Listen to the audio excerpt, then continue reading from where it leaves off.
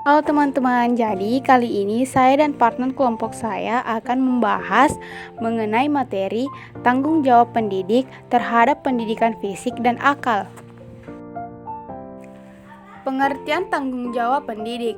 Pendidik ialah orang yang bertanggung jawab terhadap perkembangan anak didik.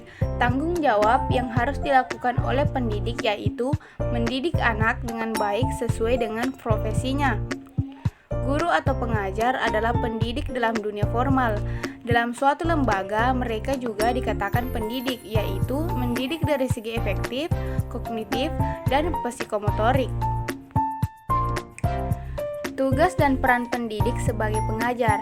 Tugas yang dilakukan oleh yang berkewajiban sebagai pengajar ialah menyiapkan rencana pelaksanaan pembelajaran dengan tujuan memudahkan dan melancarkan serta mampu melihat, mengamati, menganalisis peserta didik agar lebih terarah secara efektif dan efisien.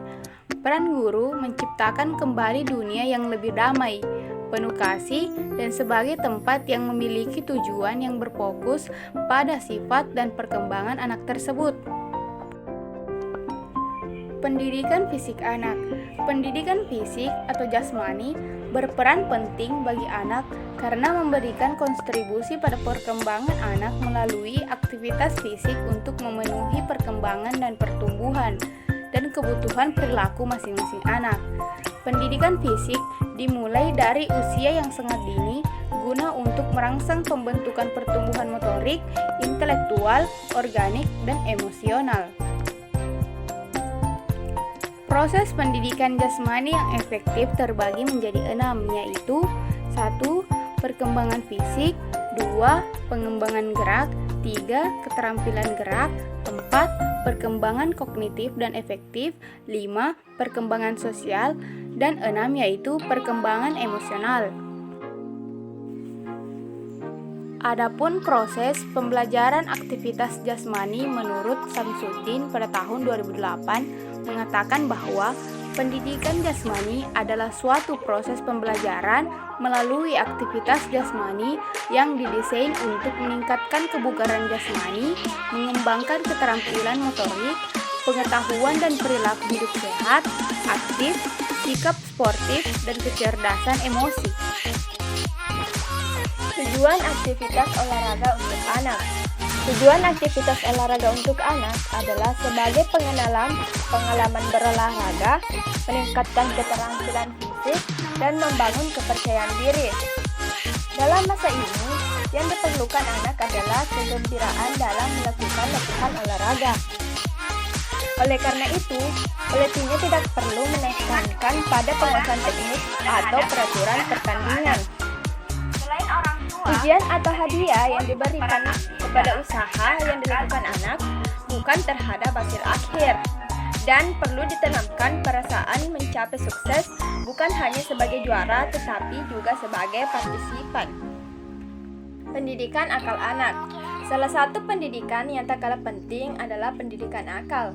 Pendidikan akal juga berperan penting bagi seorang anak karena membentuk pola pikir anak dengan segala sesuatu yang bermanfaat seperti ilmu agama, kebudayaan, dan peradaban. Pendidikan akal merupakan penyadaran, kebudayaan, dan pengajaran.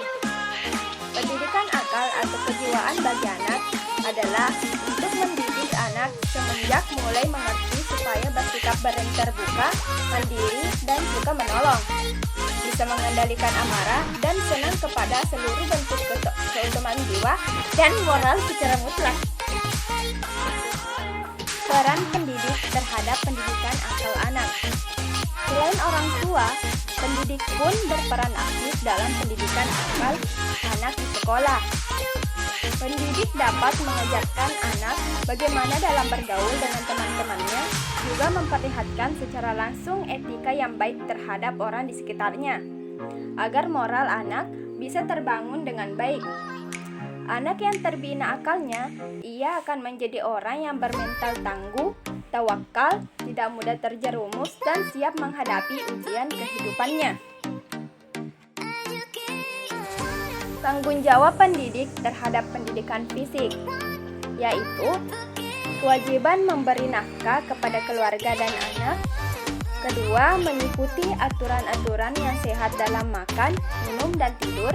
Yang ketiga, melindungi diri dari penyakit menular. Yang keempat, pengobatan terhadap penyakit. Yang kelima, merealisasikan prinsip-prinsip tidak boleh menyakiti diri sendiri dan orang lain. Yang keenam, membiasakan anak berolahraga dan bermain ketangkasan. Yang ketujuh, membiasakan anak untuk zuhud dan tidak larut dalam kemewahan.